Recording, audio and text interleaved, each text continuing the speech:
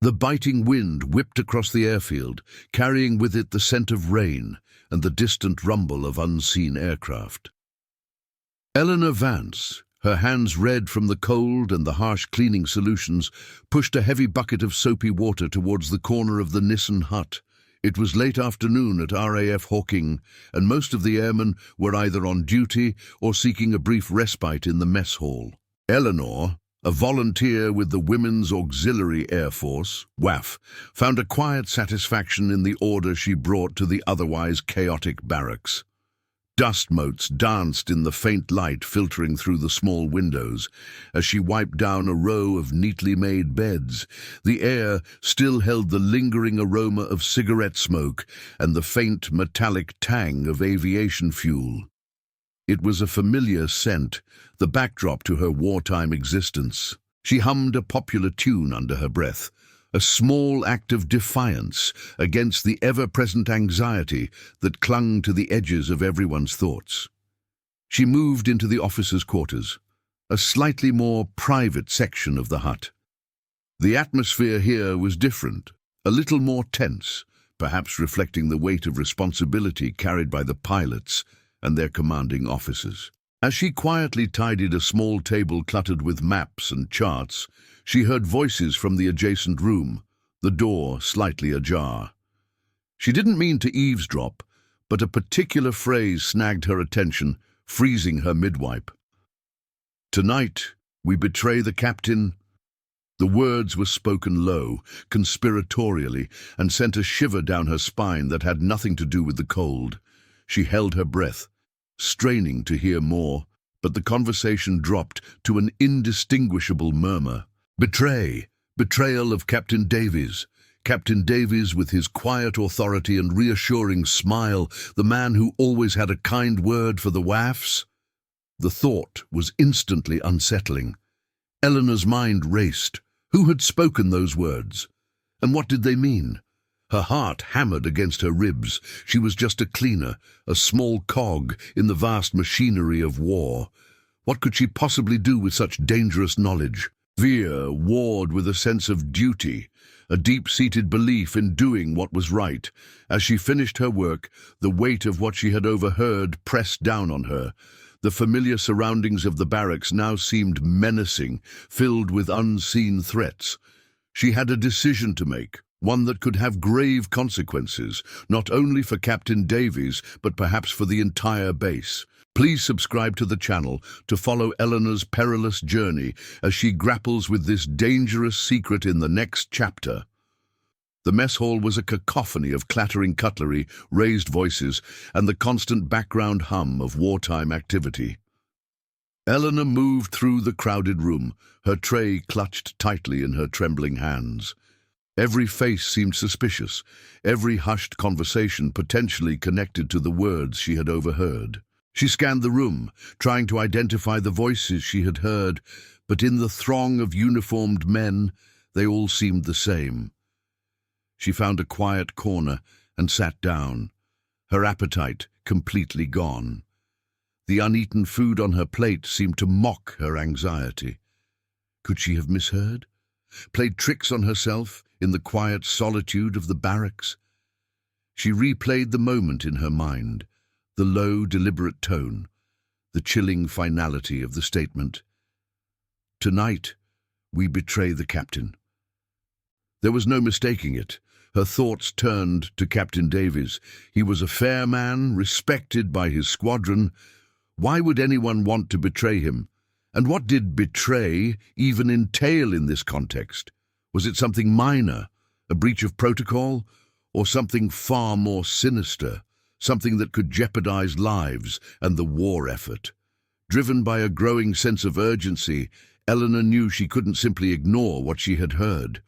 But who could she trust? To whom could she confide such a dangerous secret without putting herself or Captain Davies in even greater peril?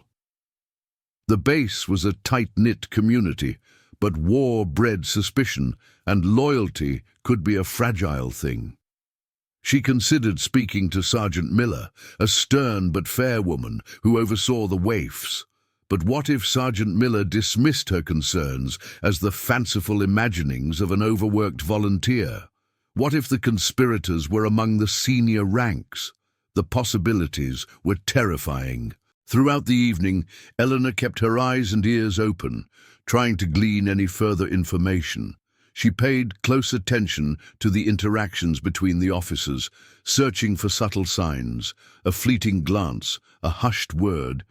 But everyone seemed to be acting normally, their faces etched with the usual blend of weariness and grim determination. As darkness fell and the air raid sirens wailed their familiar warning, sending everyone scrambling for the shelters, Eleanor felt utterly alone with her secret.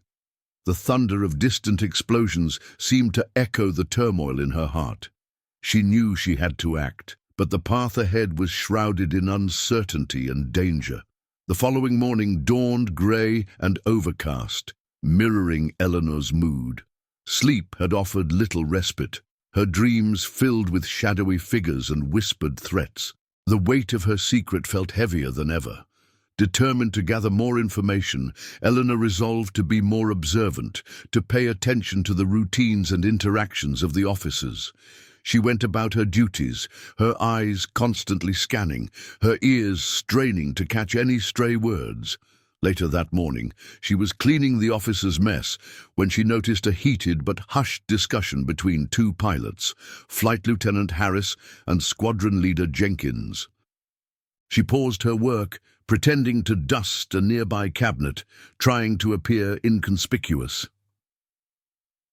"The plan is set for tonight," Harris muttered, his voice tight with what sounded like nervous energy. Jenkins nodded grimly. "Davies won't see it coming. It's the only way." The words were cryptic, but they sent a fresh wave of alarm through Eleanor. The plan? Was this connected to the betrayal she had overheard? And their mention of Captain Davies sent a cold dread creeping into her heart. She tried to piece together any clues she had gathered. The initial conversation had been vague, but now she had names, or at least ranks. Flight Lieutenant Harris and Squadron Leader Jenkins. They were both respected officers, part of Captain Davies' inner circle. Why would they be plotting against him? As she continued her work, she noticed a folded piece of paper sticking out from under Harris's pillow in his quarters. Her heart pounded in her chest. Should she? Could she? The temptation to seek concrete evidence was overwhelming. Knowing the risks, she waited until the barracks were empty before slipping into the room. Her fingers trembled as she carefully unfolded the paper.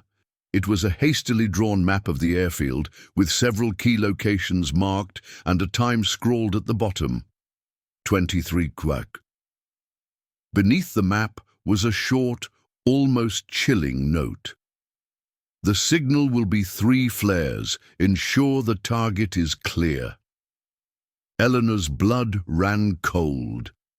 This wasn't just about betraying Captain Davies. This seemed to involve something far more dangerous, something that could have devastating consequences for the base. The target, mentioned in the note, filled her with a nameless fear. She carefully folded the map and slipped it into her pocket. She now had proof, but the danger had escalated. She wasn't just dealing with a personal betrayal, she was potentially uncovering an act of sabotage, or worse. The weight of responsibility was immense, but now, more than ever, she knew she had to act. Eleanor spent the afternoon in a state of frantic deliberation. The map in her pocket felt like a burning coal. She knew she had to inform someone, but the question of who to trust still loomed large. Going directly to Captain Davies felt risky. What if Harris and Jenkins had allies within his own command? What if they somehow intercepted her? She considered Sergeant Miller again, but the potential scale of the threat now seemed beyond her authority. She needed someone higher up, someone who could initiate a proper investigation without raising suspicion. Her gaze fell upon the station's intelligence officer, Flight Officer Bennett. He was a quiet, observant man, often seen poring over documents in his small office. He seemed detached from the usual social dynamics of the base, a neutral figure who might be more likely to assess the situation objectively. Taking a deep breath, Eleanor made her decision. As the evening shadows began to lengthen, she made her way towards Flight Officer Bennett's office, her heart hammered in her chest with each step. This was a gamble, but she could see no other way. She found Bennett at his desk, his brow furrowed in concentration as he studied a series of aerial photographs. She hesitated at the door, then knocked softly. He looked up, his expression mild surprise. "Yes? What is it?" Eleanor stepped inside, her hands clenching in her lap. "Flight Officer Bennett, I have something you need to see." Her voice trembled slightly as she recounted the conversation she had overheard and then carefully unfolded the map, placing it on his desk along with the note. Bennett's eyes widened as he studied the crude drawing and the chilling message. "Where did you get this, Vance?" he asked, his voice low and serious. Eleanor explained the circumstances, her words tumbling out in a rush of fear and urgency. Bennett listened intently, his expression growing increasingly grave. "This is serious," he said finally, his gaze fixed on the map. "Very serious indeed." He stood up quickly. "Stay here, Vance. Don't speak to anyone about this." He grabbed the map and the note and hurried out of the office, leaving Eleanor alone once more, the silence amplifying the fear that still gripped her. She had taken the first step, but she knew the night ahead would be long and fraught with danger. Don't miss the unfolding events as Flight Officer Bennett investigates Eleanor's discovery. Subscribe now. The minutes stretched into an eternity as Eleanor waited in Flight Officer Bennett's office. The silence was broken only by the distant hum of aircraft and the occasional muffled footsteps outside. Her anxiety grew with each passing moment. Had she done the right thing? Had Bennett believed her? What if she had misinterpreted everything? Finally, the door opened and Flight Officer Bennett returned, his face etched with a mixture of concern and grim determination. He was accompanied by a stern-looking man in civilian clothes, whom Eleanor assumed was security personnel. "Vance," Bennett said, "this is Inspector Davies from Special Branch. I've briefed him on what you told me." Inspector Davies nodded curtly. "Miss Vance, thank you for coming forward. What you've reported is potentially very serious." He questioned Eleanor in detail about what she had heard and found, his questions precise and probing. Eleanor recounted everything, her voice steadier now that she was speaking to someone in authority. After listening intently, Inspector Davies turned to Bennett. "The time mentioned on the note is 23 hours. We need to act quickly and discreetly." A plan began to take shape. Inspector Davies explained that they would need to monitor Flight Lieutenant Harris and Squadron Leader Jenkins without alerting them. They also needed to understand the target mentioned in the note. As darkness fell, Eleanor was instructed to return to her duties, but to remain vigilant and report anything unusual. The waiting was agonizing. Every shadow seemed to conceal a threat. Every hushed conversation seemed to hold a hidden meaning. Around 22:30, Flight Officer Bennett approached Eleanor as she was tidying the officer's mess. "Vance," he said quietly, "Inspector Davies and his men are in position. They've observed Harris and Jenkins meeting with 2 other officers in a secluded part of the airfield." Eleanor's heart pounded. So there were more involved. The conspiracy was wider than she had imagined. "They appear to be making preparations near the fuel depot," Bennett continued, his voice grim. "The map you provided was accurate. The fuel depot." The thought sent a shiver of horror down Eleanor's spine. Sabotage of the fuel supply could cripple the entire base, with devastating consequences for the war effort and the lives of countless airmen. The minutes ticked by with agonizing slowness. Eleanor tried to focus on her work, but her mind was consumed by the unfolding drama. She kept glancing at the clock, each passing second bringing them closer to the critical hour of 23 hours. The air on the base crackled with a tense, unspoken energy. Eleanor moved through the shadows, her senses heightened, every sound amplified in the stillness of the night. She knew that Inspector Davies and his team were watching, waiting for Harrison Jenkins to make their move. Shortly before 23 Eleanor saw Flight Lieutenant Harris and Squadron Leader Jenkins emerge from the officers' quarters, their faces grim and their movements furtive. They were accompanied by the two other officers Bennett had mentioned. The group moved quickly and quietly towards the perimeter fence, heading in the direction of the fuel depot. Eleanor discreetly followed them at a distance, her heart pounding in her chest. She could see Inspector Davies and his men also moving into position, their figures shadowy against the darkened landscape. As the four officers reached the fuel depot, they produced tools and began to tamper with the valves of one of the large storage tanks. The metallic clang of their tools echoed in the night air. Suddenly, the night sky was pierced by the bright flare of light. One, then two, then a third shot upwards, illuminating the scene below. It was the signal. At that moment, Inspector Davies and his team moved in swiftly, shouting commands.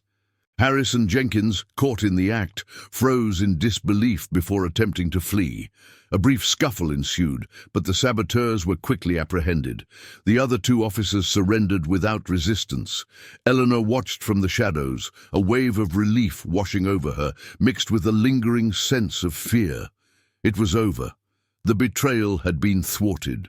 The base security quickly secured the area, and the arrested officers were taken away for questioning. Flight Officer Bennett approached Eleanor, his expression one of gratitude. "Vance," he said, "you did an extraordinary thing. Your quick thinking and courage may have saved countless lives and prevented a major disaster." Inspector Davies also approached her. His usual stern demeanor softened slightly. "Miss Vance, you have shown remarkable bravery and civic duty. The information you provided was crucial in preventing a very serious act of sabotage." Eleanor felt a surge of pride, but also a deep weariness. The ordeal had taken its toll. Later that night, after the base had returned to a semblance of calm, Captain Davies sought out Eleanor. His face was grave, but his eyes held a warmth of gratitude. "Eleanor," he said, his voice thick with emotion, "I owe you a great debt. What you did. You may have saved my life, and certainly prevented terrible damage to this base and our efforts." He shook her hand firmly, his grip conveying more than words could express.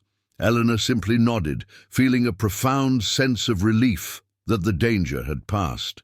The following days were filled with the aftermath of the attempted sabotage. The arrested officers were interrogated, revealing a complex motive fueled by a twisted sense of disillusionment and a misguided belief in a separate peace. The full extent of their plan, which involved not only disabling the fuel supply, but also feeding false intelligence to the enemy, sent a chill through the base. Eleanor found herself the center of attention, praised for her vigilance and courage. While she appreciated the recognition, she longed for the quiet anonymity she had known before. The weight of the secret she had carried, and the subsequent danger, had been immense. Life on the base gradually returned to its routine, but a new sense of vigilance permeated the air. Security measures were tightened, and a climate of cautious trust settled over the community. Captain Davies made a point of thanking Eleanor publicly during a brief assembly, acknowledging her bravery and her crucial role in uncovering the plot. His words carried significant weight and further cemented Eleanor's unexpected status as a hero. Despite the praise, Eleanor remained humble. She knew she had simply done what she believed was right. The faces of the young pilots, the ground crew working tirelessly, the constant hum of the engines preparing for another sortie. These were the things that mattered, the things she had helped to protect. One evening, as she was polishing the squadron's lucky mascot, a small, worn teddy bear perched on the mantelpiece in the officers' mess, Captain Davies sat down beside her. "Eleanor," he said gently, You've been through a great deal. I want you to know how much we all appreciate your courage, and I also want to assure you that your safety is our priority." Eleanor smiled faintly. "Thank you, Captain. I'm just glad it's over." "It is," he agreed, "but what you did will not be forgotten. You showed us all the importance of vigilance and the power of doing what is right, even when it's difficult and dangerous." As the war continued to rage around them, Eleanor found a new sense of purpose. She was no longer just a volunteer cleaner. She had played a vital role in protecting her community and the war effort. The experience had changed her, imbuing her with a quiet strength and a deeper understanding of the human capacity for both betrayal and extraordinary courage. Stay tuned for Story as Eleanor navigates the changed atmosphere on base and continues her wartime service. Subscribe now. The attempted sabotage had a profound effect on RAF Hawking. A palpable sense of relief mingled with a lingering awareness of the potential disaster that had been narrowly averted. Trust, once assumed, now had to be earned and proven. Eleanor noticed subtle shifts in the dynamics between the airmen and officers. There was a greater emphasis on communication and transparency, and a renewed appreciation for the interconnectedness of everyone's roles on the base. Captain Davies, visibly shaken by the near betrayal, became even more dedicated to the well-being of his squadron.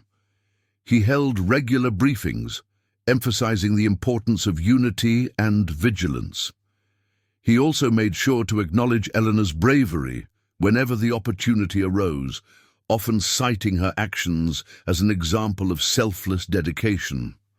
For Eleanor, life slowly began to return to a more familiar rhythm. While she was still conscious of the events that had transpired, she focused on her duties, finding solace in the routine and the camaraderie of the other WAAFs.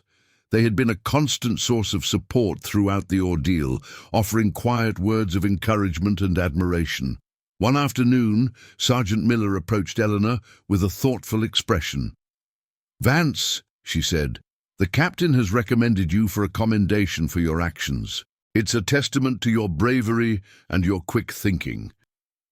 Eleanor was surprised and humbled by the news. She had not sought recognition, but she appreciated the acknowledgement of her efforts. As the war continued, Eleanor remained a steadfast presence on the base. She witnessed the ebb and flow of operations, the arrival of fresh-faced pilots, and the somber departures of those who would not return. The attempted sabotage had served as a stark reminder of the high stakes of their wartime existence. She often found herself reflecting on the conversation she had overheard, the casual cruelty of the plotted betrayal. It reinforced her belief in the importance of human connection and the strength found in unity. Eleanor continued to perform her duties with diligence and care, her quiet efficiency a reassuring presence amidst the ongoing turmoil of war. She had faced danger and uncertainty and had emerged with a newfound sense of resilience. She knew that the war was far from over, but she also knew that the spirit of courage and determination that had prevailed at RAF Hawkinge would continue to endure. Months passed, marked by the relentless rhythm of wartime operations. RAF Hawking remained a vital hub for fighter command, its skies frequently filled with the roar of Spitfires and Hurricanes. Eleanor continued her work with quiet dedication, her days a blend of routine cleaning duties and the underlying tension of the ongoing conflict. The commendation she had received was a small pin she wore on her uniform, a subtle reminder of the extraordinary circumstances she had faced. It often sparked conversations, with airmen and fellow WAAFs expressing their admiration and gratitude. Eleanor always deflected the praise, emphasizing that she had simply done what anyone should have done. One particularly blustery autumn evening, as Eleanor was helping to prepare the officers' mess for dinner, Captain Davies approached her, a thoughtful expression on his face. "Eleanor," he said, "I have a rather unusual request. He explained that the squadron was expecting a visit from a war correspondent the following day, a journalist who wanted to write a story about the spirit and resilience of those serving at RAF Hawking. Captain Davies had specifically requested that Eleanor be part of the story, highlighting her role in uncovering the sabotage plot. Eleanor was hesitant. She had no desire for public attention. "Captain, I'd really rather not," she said quietly. "I prefer to just do my job." Captain Davies nodded understandingly. "I appreciate that, Eleanor, but I believe your story is an important one. It demonstrates the vigilance and courage that exists at every level of our service. It could be a real boost to morale, both here and for the wider public." After some persuasion, Eleanor reluctantly agreed. The following day, she found herself sitting opposite a keen-eyed journalist, answering questions about her experiences. She spoke honestly and humbly, recounting the events without embellishment, focusing on the importance of vigilance and the support she had received from others. The resulting article, published in a national newspaper, painted a vivid picture of life at RAF Hawking and lauded Eleanor's bravery. She was portrayed not as a glamorous heroine, but as an ordinary person who had acted with extraordinary courage in a moment of crisis. The article generated a wave of positive attention for the base and for Eleanor herself. She received letters of appreciation from people across the country, thanking her for her service and her bravery. While she found the attention overwhelming at times, she also recognized the importance of the message her story conveyed, that ordinary people could do extraordinary things in the face of adversity. Life at RAF Hawking continued, the war still casting its long shadow. But for Eleanor, the experience had solidified her sense of purpose. She was no longer just cleaning the barracks. She was contributing to something larger than herself, a vital part of the war effort. Her quiet courage a testament to the strength and resilience of the human spirit. As the war entered its final stages, a sense of cautious optimism began to permeate RAF Hawking. The Allied forces were making significant advances, and the end of the conflict seemed, at long last, to be within reach.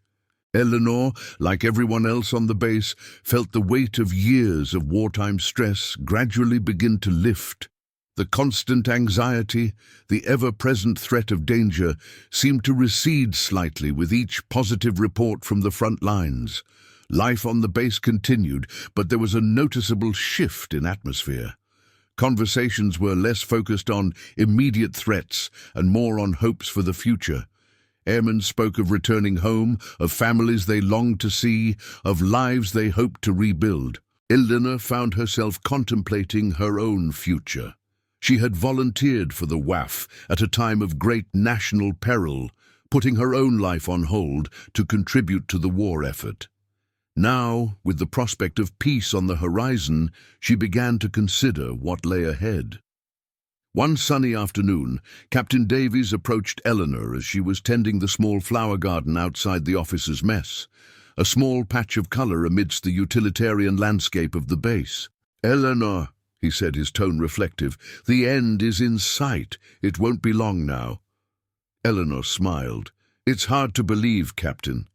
There have been times when it felt like it would never end." "Indeed," he agreed, "and we will never forget the sacrifices that were made, the courage that was shown by so many." He paused, then looked at Eleanor with a warm smile. "Including you, Eleanor. Your bravery and your service have been invaluable." As the war officially came to an end, a wave of jubilation swept across the nation. Celebrations erupted in towns and cities, and at RAF Hawking there was a palpable sense of relief and elation. Eleanor watched the festivities with a quiet sense of satisfaction.